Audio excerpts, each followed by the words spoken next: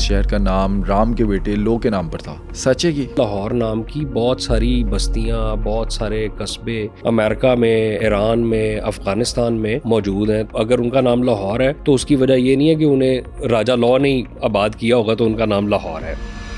इस शहर को बसाया किसने? किताब थी तोहफातुल वासिलीन, उसमें क्लियर लिखा था राजा प्रेक्षत जो पांडु राजाओं की लड़ी में से था, उसने लाहौर शहर को बसाया था। लेकिन असल लाहौर कौन सा है, जो वॉल्ट सिटी वाला लाहौर है या जो इचरा के अंदर लाहौर है? क्योंकि एक रानी इचरा का कनेक्शन आता है। सिर्फ इचरे को पुराना लाहौर नहीं कहते, मियानी साहब को भी कहते हैं। इस वक्त महमूद ने लाहौर को तबाह किया तो जब अयाज ने जो नया लाहौर बनाया वो थोड़ा आगे जाके बना दिया। कोई सुरंग है जो लाहौर से दिल्ली तक जाती है, आपको आज तक मिली? कोई खुफिया रास्ता था, वहाँ पर हर वक्त कश्तियों वाले मौजूद होते। आज जो हम शाही किला देखते हैं ये किसने बनाया था और ये कितना पुराना है? जब अकबर लाहौर में आया था ये किला उस वक्त भी मौजूद था, लेकिन इसकी कंडीशन ऐसी नहीं थी कि अकबर यहाँ पर स्टे कर सकता। अकबर ने उस जमाने में कोई हिंदू था, उसकी लाहौर में एक हवेली थी, उस वहाँ स्टे किया था। बहुत सी ऐसी लेयर्स हैं जो डिस्कवर नहीं हुई। इस किले के नीचे पूरा एक स्ट्रक्चर है जिसने भी डिस्कवर होना है। समर पैलेस जितना खूबसूरत है, क्या महाराजा रंजीत सिंह के दौर में कोई आसार नजर आते हैं? उन्होंने यूज किया हुआ इसको। उनको शीश महल बहुत पसंद था। उस कमरे में से ही रंजीत सिंह जो थे वो कोहिनूर हीरा जो है दिखाते भी थे लोगों को। खजाना मिला शाही किला के अंदर या लाहौर के अंदर कोई डिस्कवर हुआ? कुछ सांप हैं फलां जगह पे, वो पहरा देते हैं, वो खोदने जाए तो वो सांप उनके पीछे लग। अक्सर ये भी कहा जाता है कि जन्नात भी है वहाँ पर। कोई वहाँ पे डर जाता है, कोई भाग जाता है। आज आप लाहौर के बारे में वो सच जानेंगे जो आमतौर पर लोग नहीं जानते। क्या लाहौर का नाम राम के बेटे लो के नाम पर रखा गया? और शाही किला के वो कौन से मिस्टीरियस एरियाज हैं जो आज तक किसी ने नहीं देखे? ये सब जानिए आज के इस पॉडकास्ट में कंटेंट क्रिएटर शहाब उमर से। मैं बहुत मेहनत और तहकीक के बाद आपके लिए ये पॉडकास्ट को लेकर आता हूँ। अगर आप समझते हैं कि मैंने आपको वैल्यूएबल कंटेंट दिया है तो इस पॉडकास्ट को सपोर्ट करें और अभी सुनो डिजिटल को सब्सक्राइब करें। शहाब साहब, आज हम जिस शहर में रहते हैं क्या इसका हमेशा से नाम लाहौर था? और ये जो बात की जाती है कि इस शहर का नाम राम के बेटे लो के नाम पर था, सच है कि? अच्छा भट्ट साहब, बिल्कुल ये एक जो अवामी तासुर है ना, वो तो यही है कि राजा लॉ जो है उसके नाम पर इस शहर का नाम यानी लाहौर जो है ये राजा लॉ के नाम पर बनाया गया और उसके नाम से चूँकि ये मिलता भी है। तो लेकिन अगर आप हिस्टोरिकल रेफरेंस देखें, ये राजा लॉ के नाम की वजह से इस शहर का नाम लाहौर बिल्कुल भी नहीं है।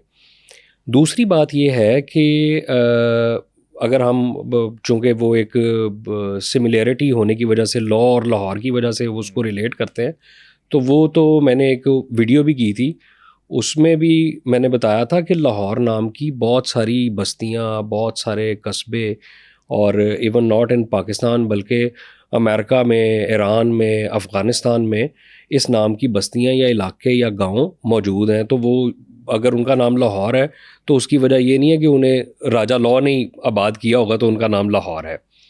लाहौर का जो नाम है ना ये बड़े अदवार से गुज़रा है और इस नाम को मुख्तलिफ जो मुर्रखीन हैं उन्होंने मुख्तलिफ तरीके से लिखा है। किसी ने इसको लाहावर लिखा है, किसी ने लोपुर लिखा है, किसी ने लौगढ़ लिखा है।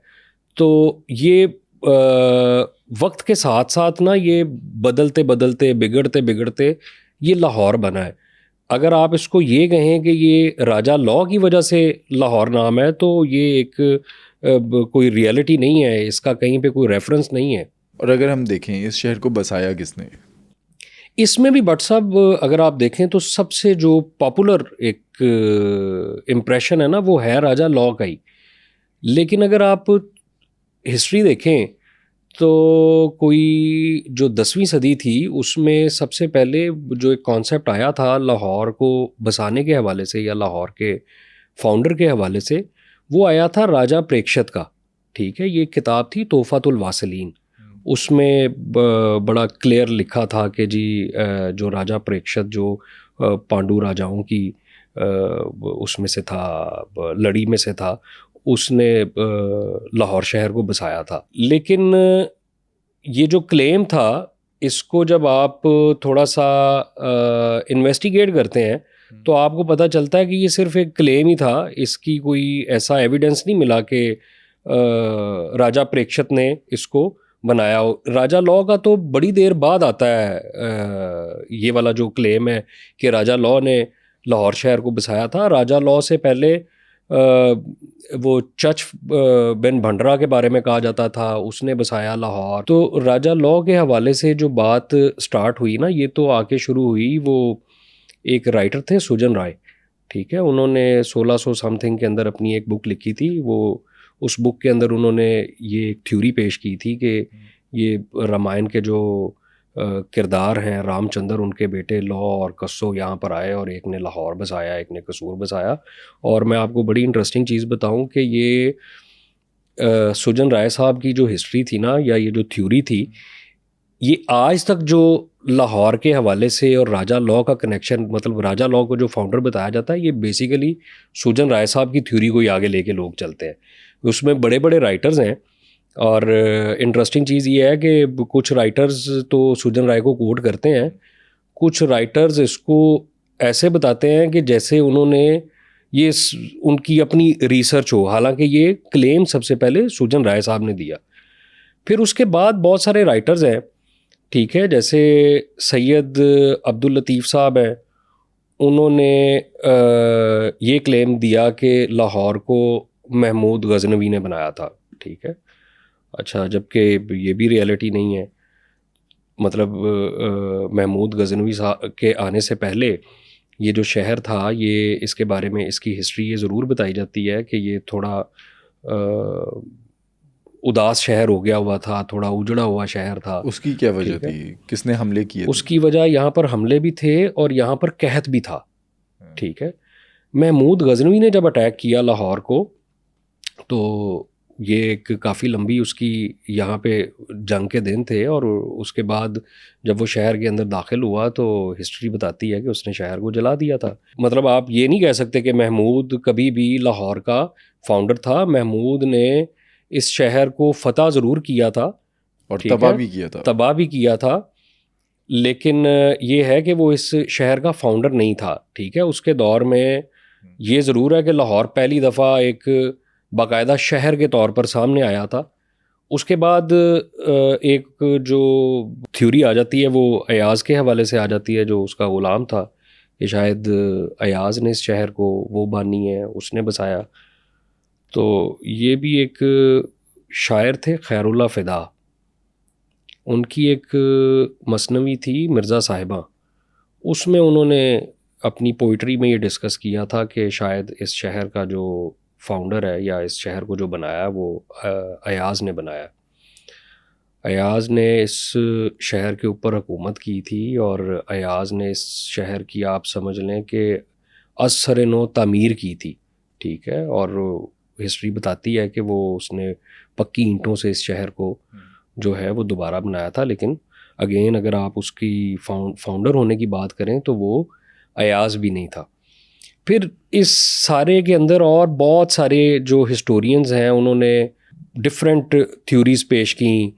किसी ने कहा कि जी एक मतलब जो तहकीकात चिश्ती है वो बताती है कि वो को मतानी कबीला था, वो आया ट्रैवल करके इराक़ से, ठीक है, और उसने सिंध और फिर उसके बाद रावी के पास ये शहर बसाया, ठीक है। तो वो मे बी वो फाउंडर हों लाहौर के। तो लेकिन अगर आप सारी मतलब हिस्ट्री को चेक करें, उसको थोड़ा इन्वेस्टिगेट करें ना, तो पता चलता है कि लाहौर शहर का ना फाउंडर कोई नहीं है, इसका बानी कोई नहीं है। ये आप समझ लें कि एक वो जो इर्तकाई अमल होता है, ये शहर जो है ये वक्त के साथ साथ मुख्तलिफ यहाँ आकर तहज़ीबों के लोग बसे, मुख्तलिफ जो कल्चर था वो इस शहर ने देखा। कभी ये शहर जला है, कभी ये शहर दोबारा बसा है, कभी इस शहर पर हमले हुए हैं, कभी कहीं से लोग आकर आबाद हुए हैं, कभी कहीं से लोग आकर आबाद हुए हैं। तो ये इस शहर को ना अगर किसी ने मेरे नज़दीक बनाया तो वो वक्त ने बनाया। अच्छा, असल लाहौर कौन सा है? जो वॉल्ड सिटी वाला लाहौर है या जो इचरा के अंदर लाहौर है? क्योंकि एक रानी इचरा का कनेक्शन आता है। अच्छा, रानी इचरा वाली जो स्टोरी है ना, वो उसको वो एक आप समझ लें एक लोक दास्तान, आप उसको एक समझ लें। ये एक बुक थी गालिबन टेल्स ऑफ पंजाब, उसके अंदर पहली दफ़ा ये स्टोरी जो थी रानी इचरा की सामने आई थी कि वो एक राजे की बीवी थी, उसकी एक सौतन थी रानी लूना, और फिर उसका बच्चा नहीं था, इसका एक बेटा था राजा पोरन मेरा ख्याल उसका नाम था, और फिर उसको कुएं में फेंक दिया गया, और फिर उसको एक दरवेश ने निकाला, और फिर वो एक भगत बन गया। लेकिन अगर आप ये कहें कि ये चूँकि ये भी एक थ्योरी पेश की जाती है कि जो पुराना लाहौर है वो एक्चुअली वॉल्ड सिटी नहीं था, पुराना लाहौर इचरे के अंदर था।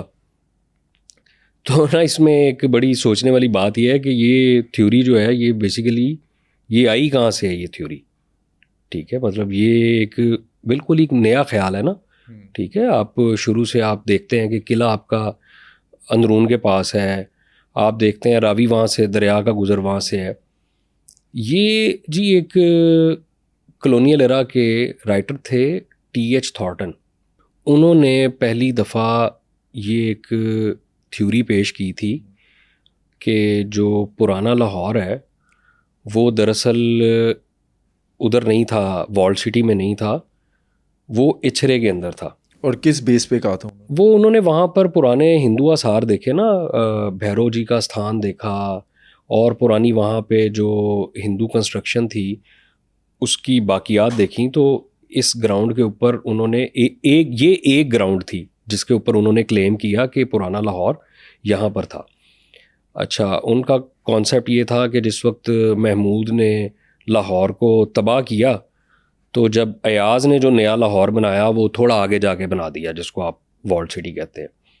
लेकिन यहाँ पर ना इचरे में जब भी कभी ये जो आर्कियोलॉजी वाले हैं इन्होंने काम किया या कुछ एस्केवेट करके ढूंढने की कोशिश की गई ना, तो यहाँ पर कोई ऐसी चीज़ नहीं मिली कि पता लगे कि ये जगह यहाँ से हुकूमत होती हो या ये मेन जगह हो।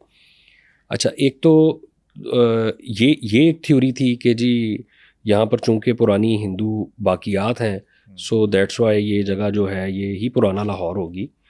दूसरी एक और बड़ी इंटरेस्टिंग चीज़ थी, वो थी जी सूरत का एक नील का ताजर था, उसने एक तजारती रसीद भेजी थी यहाँ पर लाहौर में किसी को।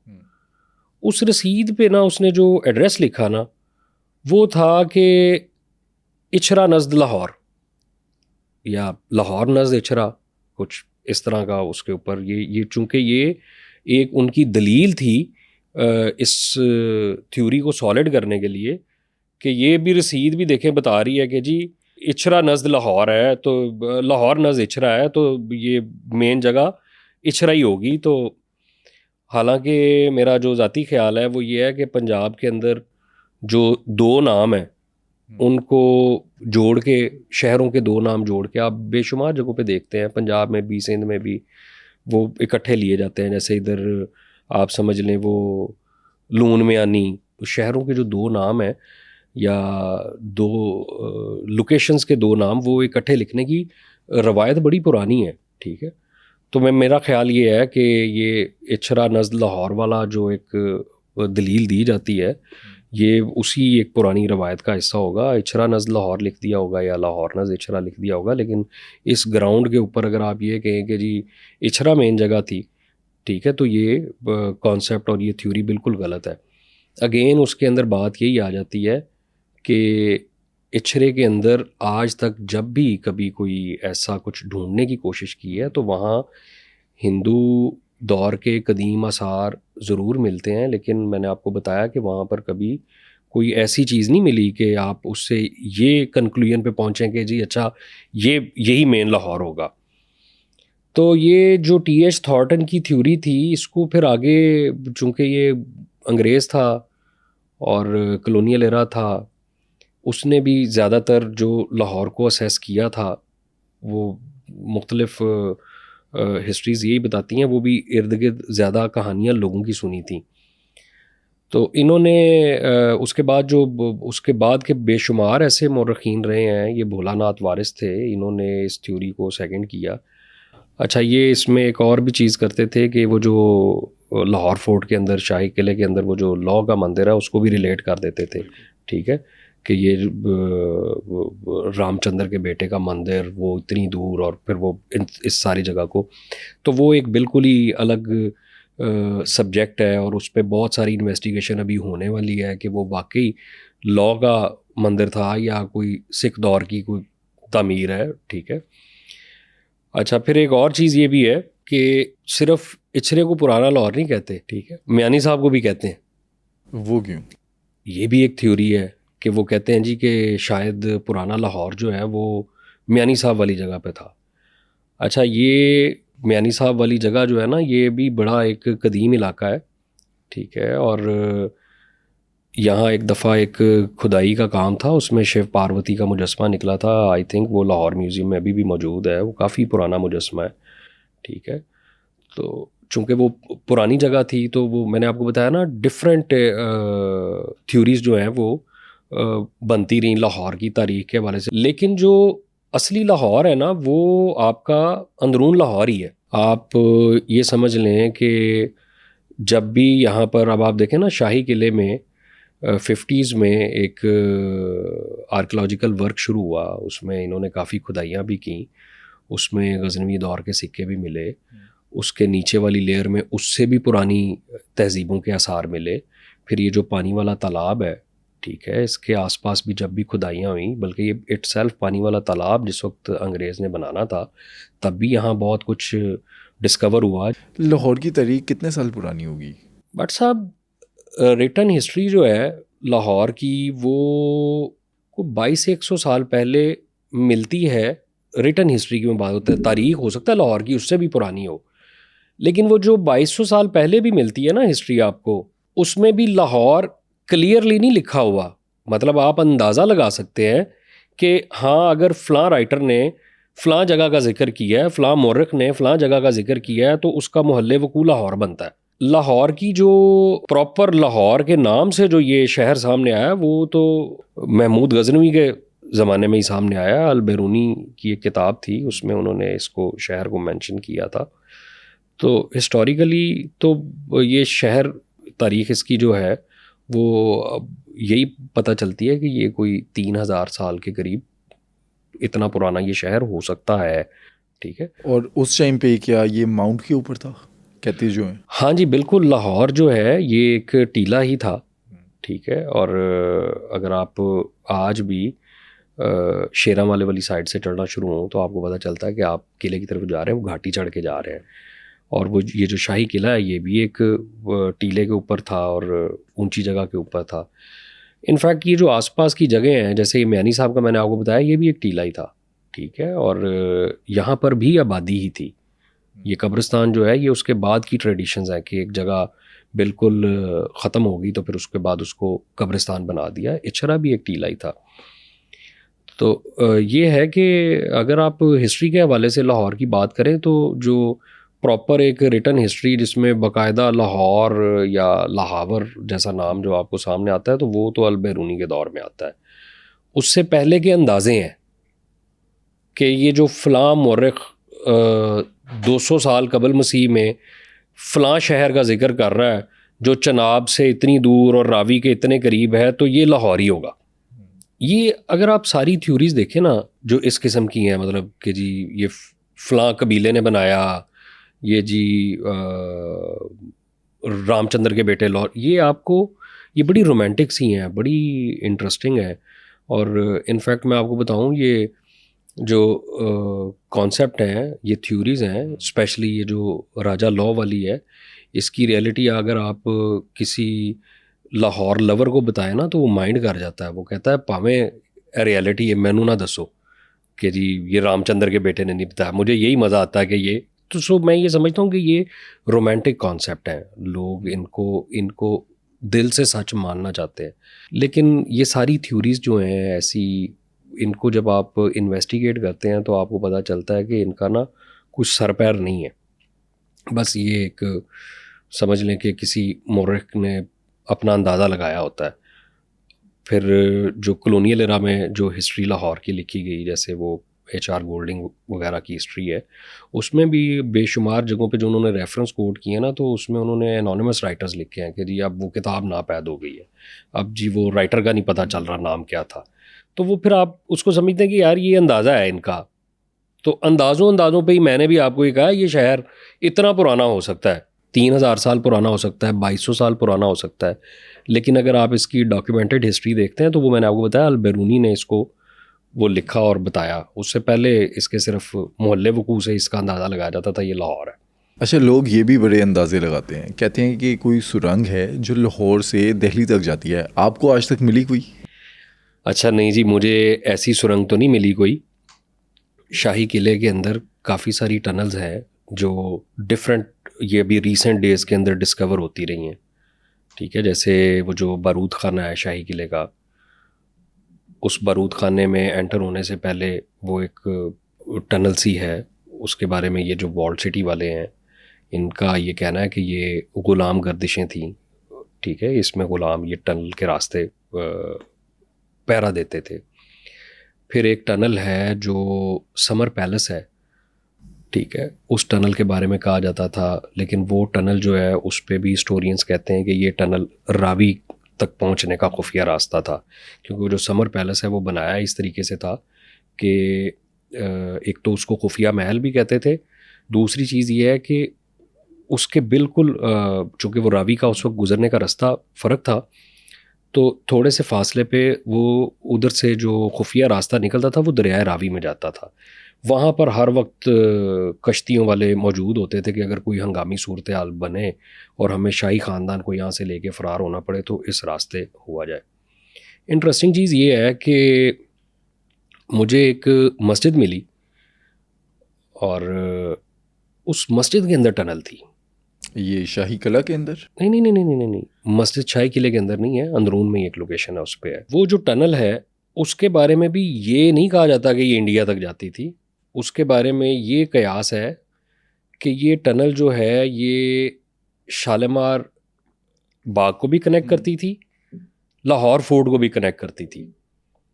ठीक, टनल्स की ना सूरत हाल ये है कि 400-400 500-500 साल पुरानी टनल्स हैं। फिर इन 400-500 साल में शाही किले ने बहुत सारे दौर देखे हैं। मुग़लों के बाद उन्होंने सिखों का दौर देखा, सिखों के बाद कॉलोनियल एरा देखा, फिर उसके बाद जो पार्टीशन के बाद जो हमारे पास भी आया, तो माज़रत के साथ हमने भी शाही किले को उस तरह से नहीं संभाला। ये तो अभी कुछ 5-10 सालों में शाही किले पर एक तवज्जो दी जा रही है, थोड़ा इसकी बेहतरी का, बहाली का काम किया जा रहा है। उससे पहले को बहुत ज़्यादा इसको केयर नहीं इसकी की गई। अब वो जो टनल्स हैं उनमें बेशुमार चीज़ें, रास्ते बंद हो चुके हैं। आप उस टनल के अंदर जाने की कोशिश करेंगे तो वहाँ पर ख़तरनाक, आप समझें, ये सांप बिच्छू ये आम निकल आते हैं। दूसरी चीज़ ये है कि अभी तक किसी टनल की इतनी खुदाई ही नहीं की गई कि पता चले कि ये कहाँ तक जाती थी, इसका एंड क्या है। ये शाही किले में ना पिक्चर वॉल के पास एक टनल है, कहते तो उसको टनल है लेकिन वो वाटर चैनल है, काफ़ी लंबा है टनल की तरह का, वो भी रावी में ही निकलता था। ठीक है, तो मेरा आई डोंट थिंक सो कोई ऐसा कभी कोई सुराग मिला नहीं है कि कोई टनल जो है लाहौर से दिल्ली तक या इंडिया तक या दूर कहीं निकलती हो। आज जो हम शाही किला देखते हैं ये किसने बनाया था और ये कितना पुराना है? बट साहब, जो शाही किला है ये तो जो आज का आप शाही किला देखते हैं ना, ये तो मुग़लों ने बनाया।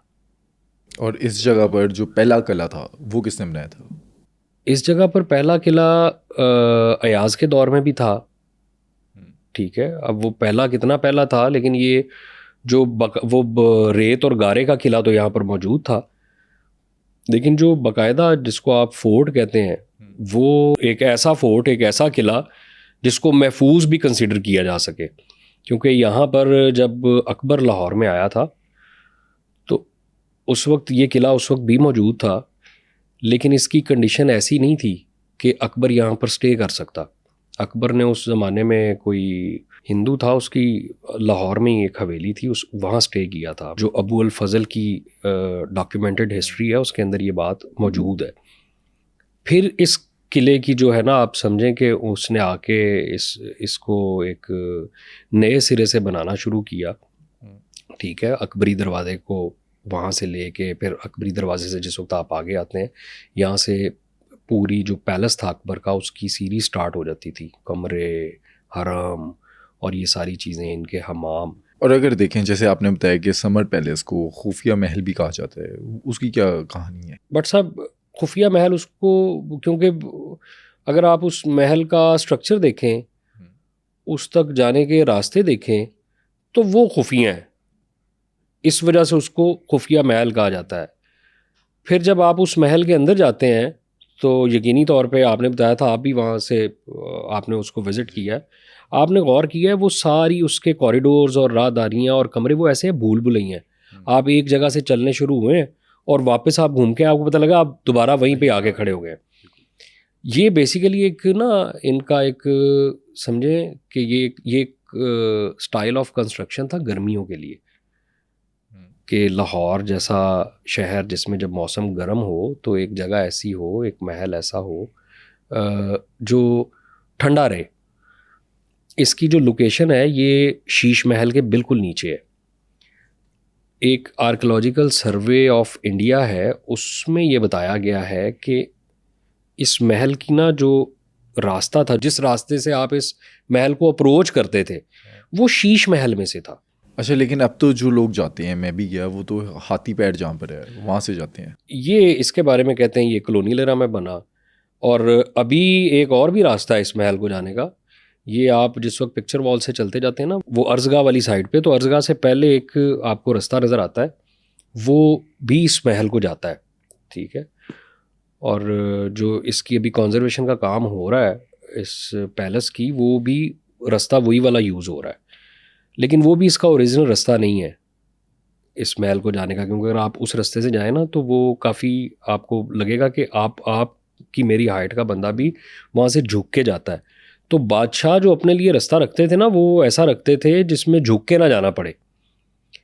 तो ये बड़ा इंटरेस्टिंग पैलेस है। आप देखें इसके जो दीवारें हैं, उन दीवारों के पीछे वाटर चैनल्स हैं, इसकी जो फ्लोर्स हैं उनके नीचे वाटर चैनल्स हैं, जिसकी वजह से ठंडा रख जी। सके। गर्मियां हैं तो उसमें ठंडा पानी सर्कुलेट करेगा तो वो ठंडा रहेगा। फिर वो आप उसमें देखें, वो जो जालियां लगाई हुई हैं उन्होंने, ठीक है, वहाँ से जो वेंटिलेशन है वो बड़ी रहती है। मतलब आप सख्त गर्मियों में, मैं अगस्त में वहाँ गया हूँ तो मुझे वहाँ जाके गर्मी नहीं लगी, मुझे स्वेटिंग नहीं हुई। इसी तरह फिर आप ये देखें कि उसके जो कमरे हैं वो यकीनी तौर पे वो उनका स्टाइल ये बताता है कि ये उनका एक प्राइवेट पैलेस था, यानी कोई मेहमानों के ठहराने वाली वहाँ जगह कोई ऐसी नज़र नहीं आती। तो पता चलता है कि ये स्पेसिफिकली बादशाह, शहज़ादे, शहज़ादियाँ इन्हीं के इस्तेमाल के अंदर रहा है। एक रेफरेंस है उसमें बताया गया है कि ये इस महल पे गालिबन मुग़लों के दौर में ही कोई अटैक हुआ था। ये शायद जिस वक्त शाहजहां ने बादशाह बनना था उस वक्त की बात है। तो शाही ख़ानदान का कोई बंदा इधर छुप गया था और बड़ी मुश्किल से जिन्होंने अटैक किया था उनकी फ़ौजों ने ढूंढ के निकाला था। तो ये एक छुपने की भी आप समझ लें कि एक जगह आप देखेंगे कमरों के पीछे कमरे निकलते आते हैं। फिर आप देखें कि उसकी जो कंस्ट्रक्शन है उसमें जो उन्होंने मटेरियल यूज़ किया है वो ऐसा मटेरियल है जो वक्त गुजरने के साथ साथ और मज़बूत होता है। अभी एक प्रॉब्लम ये है ना कि ये महल जो है इसका वो जो पिक्चर वॉल है उसके बिल्कुल बाहर से वो जो दरियाए रावी गुजरता था, तो इसकी फाउंडेशंस बेसिकली दरिया के अंदर थी। और जो आगा खान ट्रस्ट वाले हैं वो ये बताते हैं कि वो फाउंडेशंस इस तरह की डिज़ाइन की गई थी कि वो जूं जूं टाइम गुजरे पानी के अंदर और मजबूत हों। अब वहाँ से पानी बिल्कुल ड्राई हो गया, दरिया का रास्ता बदल गया, तो अब ये है कि वहाँ आपको कुछ कुछ आप जाएंगे क्रैक्स नज़र आएंगे। तो लेकिन ये है कि इंटरनली आप देखें तो वो पैलेस आज भी, मतलब आपको अभी तो सुना है उसको फ्यूचर में ये म्यूज़ियम बनाने जा रहे हैं। तो फोर्ट की ऐसी जो भी जगह हैं उन्होंने मुग़लों के बाद सिखों के दौर में और फिर अंग्रेज़ों के दौर में उनके साथ तारीख़ तो यही बताती है वो सलूक नहीं किया गया जो उनके शायान शान होना चाहिए था, उन जगहों का उतना ख्याल नहीं रखा गया। लेकिन यह है कि आज भी जब आप उन जगहों को जाके देखते हैं तो आपको वो हैरतज़दा कर देती हैं। आज का जो हम शाही कला देखते हैं, क्या हमने पूरा कंप्लीट शाही कला देखा है या भी कुछ ऐसी चीज़ें हैं जो देखने वाली हैं जो आम तौर पे लोगों ने नहीं देखी? ये समर पैलेस लोगों ने नहीं देखा, जहांगीरी आता है उसके पास वो जो अकबर का पैलेस डिस्कवर हुआ, उसके ऊपर जो खड़क सिंह की हवेली, ये जगह हैं जो लोगों ने अभी नहीं देखी और अभी उन्होंने पब्लिकली उस तरीके से खोली भी नहीं है। उसकी वो वजह यही बताते हैं कि अभी ये इस स्ट्रक्चर का हमें आइडिया नहीं है, ये कितना डेंजरस है, इस पे कितना काम होने वाला है। खुदा न खास्ता लोगों के लिए खोला जाए, कोई पिलर गिर जाता है, कोई छत गिर जाती है, कोई दीवार गिर जाती है तो कोई नुकसान ना हो जाए। तो फोर्ट के अंदर बहुत सारी जगह हैं। अकबरी दरवाज़ा है वो, बट साहब उसके नीचे आप वो समझ लें कि वो एक दरवाज़ा नहीं है, वो पूरा एक पैलेस है, उसके नीचे एक पूरी बेसमेंट है। अच्छा।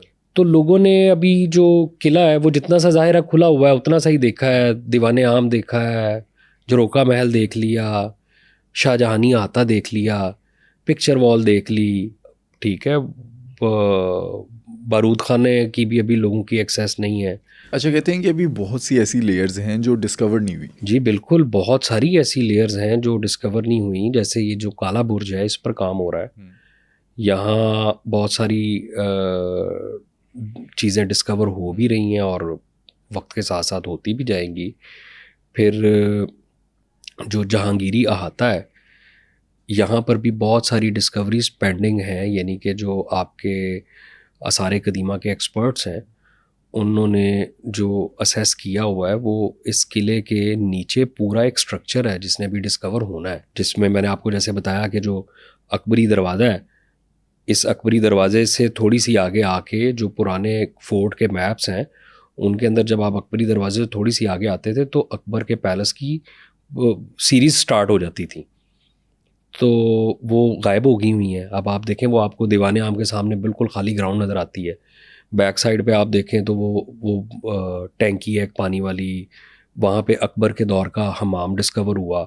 तो ये अभी बहुत सारी डिस्कवरीज होनी है वहाँ पे।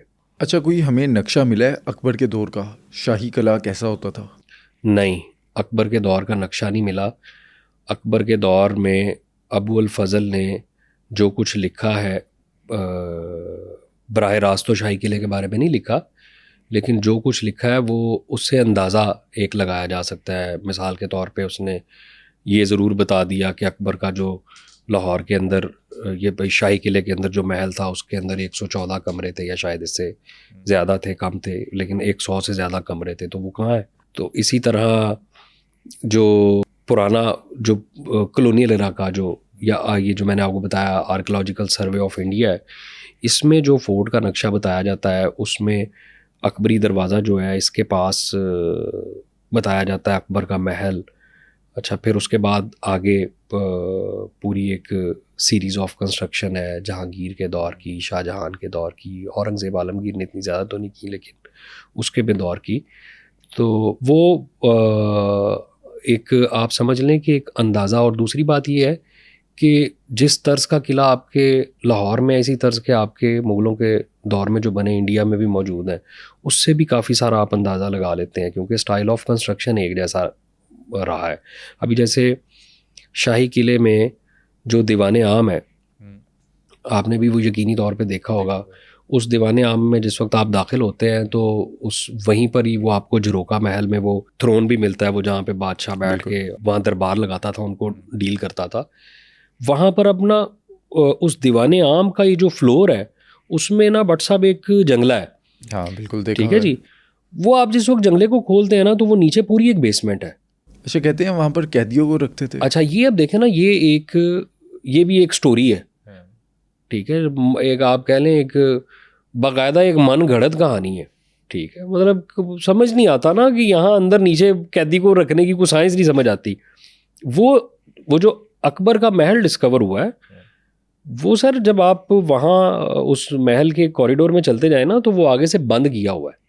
आप वो बंद दीवार को खोलें तो वो नीचे उस बेसमेंट के साथ कनेक्ट हो जाती है। पीछे से वो जो झरोका महल है उसकी वो जो नीचे कमरे हैं उनके साथ कनेक्ट हो जाती है, वो सीरीज़ है नीचे कमरों की। अच्छा, ये जो बंद किया हुआ है ये सिख दौर में किया है या अंग्रेज़ दौर में है? ये अंग्रेज़ दौर में, अंग्रेज़ दौर में ये हिस्टोरियंस तो यही बताते हैं कि ये कॉलोनियल एरा के अंदर इन जगहों को, चूँकि फोर्ट को उन्होंने एज कैंटोनमेंट या अपनी छावनी के तौर पर इस्तेमाल करना शुरू कर दिया था, तो उन्होंने काफ़ी सारी चेंजेस किए यहाँ पे।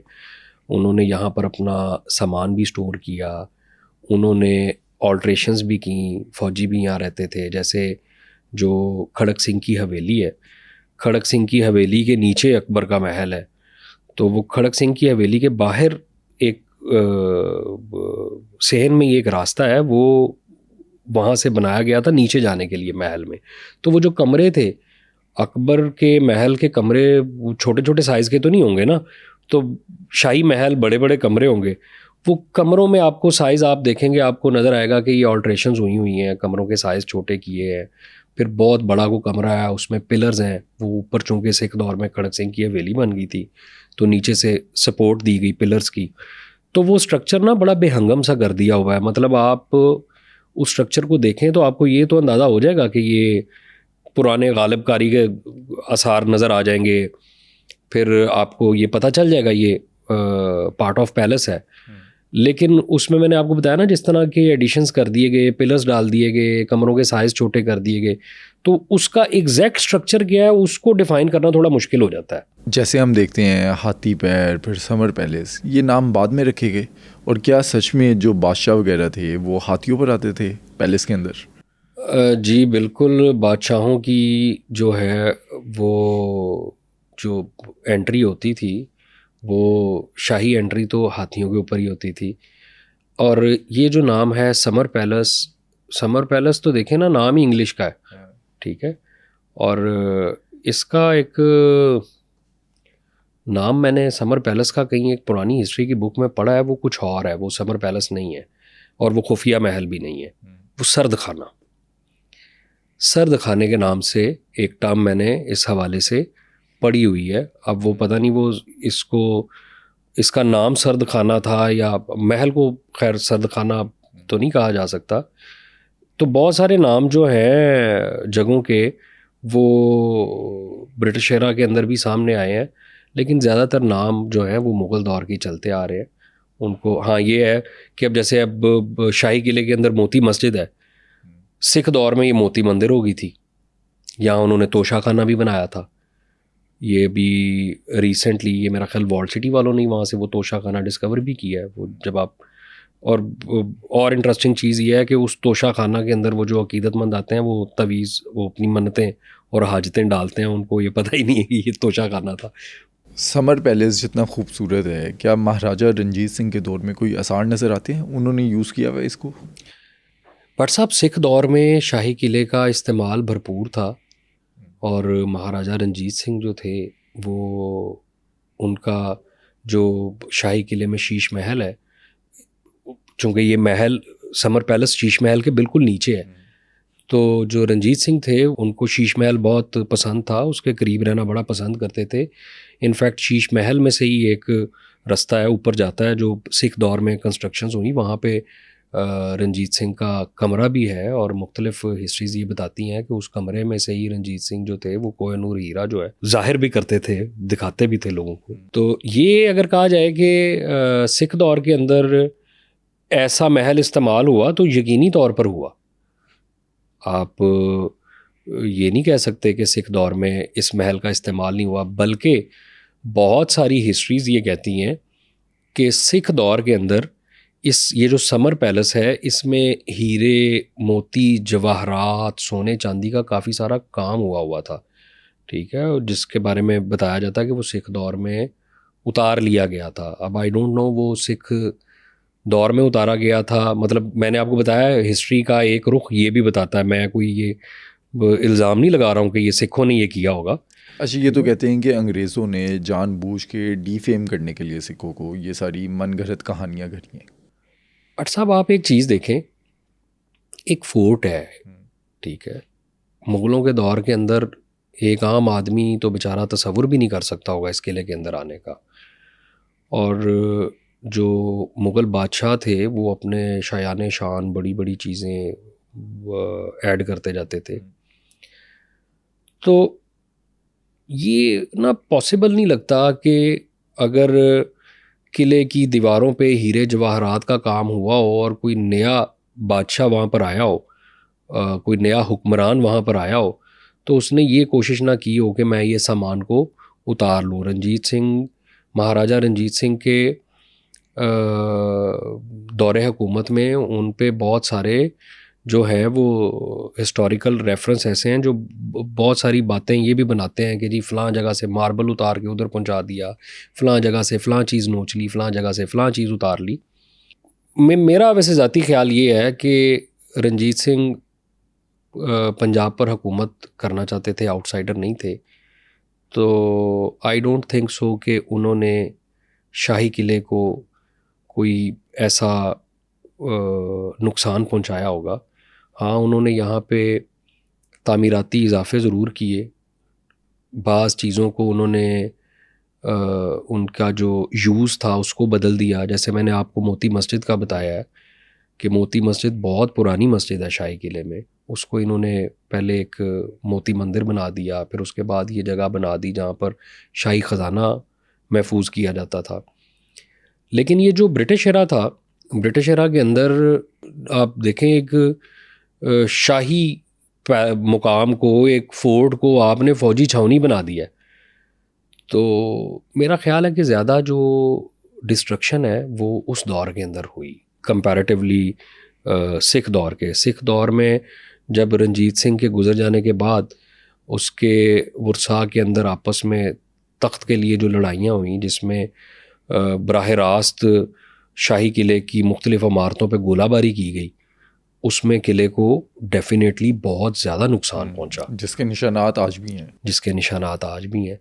अब ये जो आपका दीवाने आम है, ये तो बाद की तामीर है ना, मतलब इसको तो फिर आपने समझें कि इसकी बहाली की, लेकिन ये नई तामीर है। अगर आप कंपैरेटिवली शाहजहां ने जिस वक्त ये दीवाने आम बनाने का हुक्म दिया था, उसके पैरेलल जो दीवाने आम बनवाया था वो बिल्कुल ही फ़र्क है, ये वैसा दीवाने आम है ही नहीं।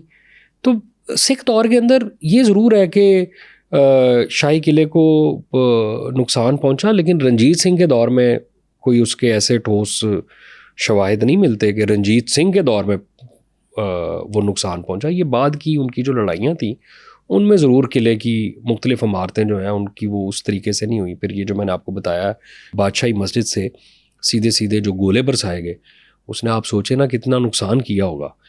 तो फिर उसके बाद जो अंग्रेज़ दौर था उसमें फिर छावनी बन गई, उन्होंने तो बड़ी बड़ी तब्दीलियाँ की यहाँ पे। ये अभी रिसेंटली अकबर का जो पैलेस डिस्कवर हुआ है, इस पैलेस में मैं फिर रहा था तो वो एक बड़ा पुराना इंजन पड़ा हुआ था वहाँ जहाज़ का, ठीक है ना जी। वो इंजन को थोड़ा सा जिस वक्त गौर किया और लेफ़्ट राइट पूछा उसके ऊपर भी, वो तो पता लगा वो सेकंड वर्ल्ड वॉर के दौर में जो जंगी जहाज़ चलते थे उनका इंजन है। तो वो तो देखें ना, अपना इस तरह का सामान भी यहाँ पर रखते रहे। फिर आप ये देखें कि यही जो समर पैलेस है जिसकी हम बात कर रहे हैं, यहाँ पे ब्रिटिश दौर के अंदर बनाए गए बहुत सारे ऐसे टैंक्स डिस्कवर हुए हैं जो ऑल्ट्रेशन ही है ना। उन्होंने बाद में यहाँ पे बहुत सारे ऐसे टैंक्स बनाए जहाँ वो बियर या शराब वगैरह को स्टोर करते थे, ये वहाँ निकले हैं, मौजूद है, ठीक है। अगर आप वहाँ जाएं और आगा खान वालों से पूछें तो वो आपको ब्रीफ करेंगे उसके ऊपर। आप उनसे पूछें ये क्या है, ये क्या चीज़ निकली है। अच्छा, आपने शाही ख़जाने की बात की, कोई इस तरह का ख़जाना मिला है शाही कला के अंदर या लाहौर के अंदर कोई डिस्कवर हुआ हो? लाहौर के अंदर जो शाही ख़जाना तो नहीं डिस्कवर हुआ, अलबत्ता ये है कि वो जो रंगमहल चौक है, जो जहाँ वो हिंदुस्तान कमर्शियल बैंक है, उसके लेफ़्ट राइट कुछ घरों में खुदाइयाँ हुई, दीवारों में से कहीं से सोने के कील निकल आए, कहीं कुछ सोने की 1 2 3 ईंटें निकल आईं। किले के अंदर जो शाही ख़जाना है ना, ये कहीं डॉक्यूमेंट नहीं हुआ कभी भी, और मिला भी नहीं। तो ये अब एक हैरान कुन चीज़ है। लोग कहते हैं कि नहीं जी यहाँ ख़जाना दफन है, बड़ी बड़ी इंटरेस्टिंग कहानियाँ बताते हैं कि जी वो जी कोई सांप है फ़लाँ जगह पे, वो पहरा देते हैं, को खोदने जाए तो वो सांप उनके पीछे लग। लेकिन ये है कि ये अभी तक तो जितनी यहाँ पर खुदाइयाँ हुई या कुछ चीज़ें ऐसी हुई, वहाँ को ऐसी चीज़ मिली नहीं। अक्सर ये भी कहा जाता है कि जन्नात भी हैं वहाँ पर। बिल्कुल बट साहब, वहाँ पैरानॉर्मल एक्टिविटीज़ हैं। आपको एक्सपीरियंस हुआ कभी? मैं जिस वक्त ये समर पैलेस शूट करने गया था, तो मुझे ये ज़रूर महसूस हुआ कि जैसे उस जगह पे ना यकदम घुटन हो गई हो। लेकिन जो मेरी टीम थी, उन्होंने काफ़ी सारा, वो अपना अपना काफ़ी एक्सपीरियंस को कहता है जी मैं शूट करता जा रहा था, अचानक से मुझे समझ ही नहीं आई, मुझे धक्का पड़ा, मैं गिर गया हूँ। और वो एक हमारा बॉय था, उसका पाँव ज़ख्मी हुआ था। फिर ये समर पैलेस के अंदर मैंने ये ज़्यादा चीज़ आप कहें कि ये मैंने खुद फील की, महसूस की कि जैसे there is something. Summer palace से इनफैक्ट वो हड्डियाँ भी मिली, वो भी मैंने वो एक समर पैलेस पे वीडियो थी उसमें दिखाई। और फिर ये है कि अकबरी दरवाज़े से जिस वक्त आप आते हैं ना, तो वो अकबरी हमाम डिस्कवर हुआ है। सर आप उसकी बेसमेंट में जाएंगे, मतलब आप वो बेसमेंट में है, आप उतर के बेसमेंट में जाएंगे तो उस हमाम के अंदर से एक राहदारी है जो एक टनल को जाती है। ठीक है, वो राहदारी बड़ी पुरस्रार सी है, बड़ी सुनसान सी है। मतलब वहाँ जाके ना आपको ऐसे लगता है जैसे को आपके पीछे है। और वो जो टनल है वो भी जाके आप बड़े हैरान होंगे कि वो बिल्कुल अंधेरा है, लेकिन आप उस टनल के पास खड़े होंगे, वहाँ से ठंडी हवा आ रही होगी। तो इस तरह की मिस्टीरियस चीज़ें हैं। पैरानॉर्मल काफ़ी चीज़ें वहाँ पर रिपोर्ट होती हैं। उनके जो गार्ड्स हैं, ये जो शाही बावर्ची खाना है शाही किले में, वहाँ की बहुत सारी स्टोरीज़ हैं। और इंटरेस्टिंग बात यह है कि वो स्टोरीज़ किले का अपना स्टाफ भी सुनाता है। यानी जो गार्ड्स हैं वो भी बताते हैं कि जी मैंने ये चीज़ ऑब्ज़र्व की, मैंने ये चीज़ ऑब्ज़र्व की। कोई वहाँ पे डर जाता है, कोई भाग जाता है। लेकिन समर पैलेस में बहुत केसेस हैं ये वाले, लोगों के डर के भागने के या डर लगने के। बहुत सारे लोग ये कहते हैं, फोर्ड का ये एक गार्ड है, मैं आपकी मुलाकात भी करवा दूंगा किसी वक्त। वो कहता है जी कि मैं एक दफ़ा किसी ने उसको बड़ा इंसिस्ट किया कि मुझे इस पैलेस को ना देखना है, तो वो कहता कि मैं उनको उस पैलेस में ले गया। कहता हम थोड़ी सी उसका एक कॉरिडोर ही फिरते रहे हैं तो वहाँ ना अजीब सी खुशबू आनी शुरू हो गई। उसके बाद मैंने आपको बताया वो सारी भूल भुलैया हैं। अब ये गार्ड्स हैं, ये तो वहाँ फिरते रहते हैं। वो कहता कि मेरी भी ऐसी नज़र बंद होगी, मुझे बाहर जाने का रास्ता ही नहीं था मिल रहा। और कहता जो मेरे साथ टूरिस्ट थे उन्होंने चीखें मारनी शुरू कर दी थी। मैंने कहा क्या कोई चीज़ नज़र आई थी? कहता नहीं, कुछ नज़र नहीं आई, लेकिन कुछ लेफ़्ट राइट माहौल ऐसा बन गया, हमें अपने इर्द गिर्द कुछ ऐसा महसूस होना शुरू हो गया कि हम डर गए थे। बस फिर उसका हॉन्टेड हाउस नाम रखना चाहिए। ये भी इन्होंने मेरा ख्याल है कोई हॉन्टेड टूर करवाया भी था कोई किले की, जिसमें वो मैं जा तो नहीं सका, लेकिन मुझे पता चला था किसी से, जिसमें लोगों ने ये मकातब खाने के पास फील की जो चीज़ें, ऐसी पैरानॉर्मल चीज़ें वो बताई। अगर किसी ने मोती मस्जिद के अपने एक्सपीरियंस बताया किसी ने। लेकिन समर पैलेस का मैंने आपको फिर बताया कि समर पैलेस ज़्यादातर लोगों के साथ जो कुछ आप समझें कुछ पैरानॉर्मल, किसी को कुछ लगा, नज़र आया या किसी ने महसूस किया, वो ज़्यादा समर पैलेस के पास ही किया। अच्छा, शाही कला जो है वहाँ पर जंगी कैदियों को भी रखा जाता था, टॉर्चर सेल भी मिले, देखे आपने? जी, टॉर्चर सेल एक तो ये है कि जो ये शाही बावर्ची खाना है, इसके बिल्कुल साथ आप देखेंगे तो भुट्टो जेल भी है। ठीक है। अच्छा, फिर जिस वक्त आप शीश महल की तरफ जाते हैं, हाथी पाँव से निकल के शीश महल की तरफ जो जाने का रास्ता है, वहाँ पर भी वो जेल्स हैं।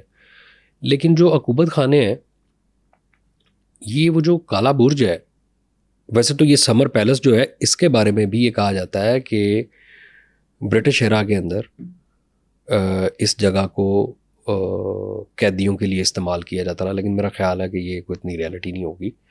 अलबत्ता वो जो काला बुर्ज है उसके नीचे जो बेसमेंट्स हैं वो सर प्रॉपरली डिज़ाइंड है। लगता है कि ये यहाँ पर जो कैदी थे मुग़ल दौर के अंदर भी वो यहीं पर ही रखे जाते थे, क्योंकि वहीं से कोई रास्ता है जहाँ से उन कैदियों को जो नहलाया जाता था, रावी के पानी से ही नहलाया जाता था।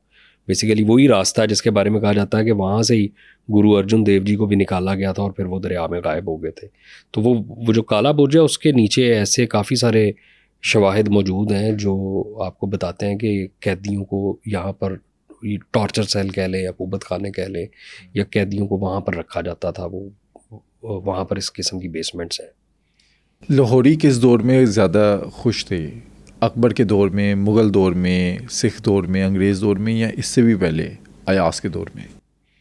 देखें जी, मेरा ख़्याल ये है कि बादशाहों के दौर में ना अवाम का कोई जेस्चर नहीं होता और कोई ये चीज़ मायने नहीं रखती कि वो खुश है या खुश नहीं है।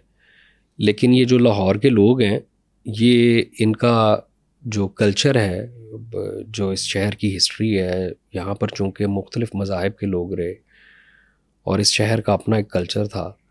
यहाँ पर जो 1857 वाली जंग आज़ादी है, उससे पहले की हिस्ट्री पता लगती है कि लोग बड़ी मोहब्बत से रहते रहे। मैं ये बात नहीं कर रहा हूँ कि वो किस बादशाह के दौर में खुश थे।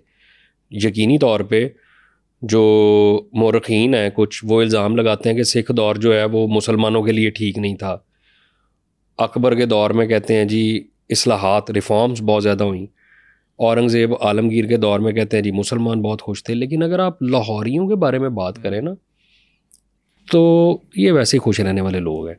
ठीक है, इनको ये पैनिक हुए जो 47 वाली पार्टीशन थी उससे, ये पैनिक हुए कलोनियल एरा में, अंग्रेज़ दौर में जो 1857 की जंग थी। ऐसे वाक़यात ने इनको पैनिक किया। और लेकिन बादशाहों के दौर की अगर आप बात करें तो आई डोंट थिंक सो कि जी बादशाहों के दौर के बारे में ये सोचना चाहिए कि लोग कितने खुश थे। बादशाहों का दौर होता था, उसमें अवाम, पब्लिक उतना मैटर नहीं करती थी जिस तरह आज आपको डेमोक्रेसी में नज़र आती हैं चीज़ें। आपको अपनी रिसर्च में कोई ऐसी बरादरी या कोई ऐसे लोग मिले जो पुरअसरार हों? बट साहब, लाहौर के अंदर बहुत सारी कम्युनिटीज़ ऐसी आबाद रही हैं जिनको आप पुरअसरार भी कह सकते हैं, जिनको आप अजीबोगरीब भी कह सकते हैं। और अब तो खैर वो कम्युनिटीज़ गायब हो गई हैं।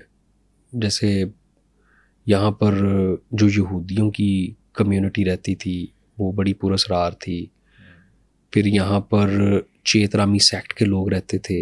अभी भी आप जिस वक्त टकसाली दरवाजे से एंटर हों तो वो ऊंचा चेतराम रोड, नीवा चेतराम रोड, वो चेतराम वही था जिसके नाम पर वो दोनों ये सड़कें हैं।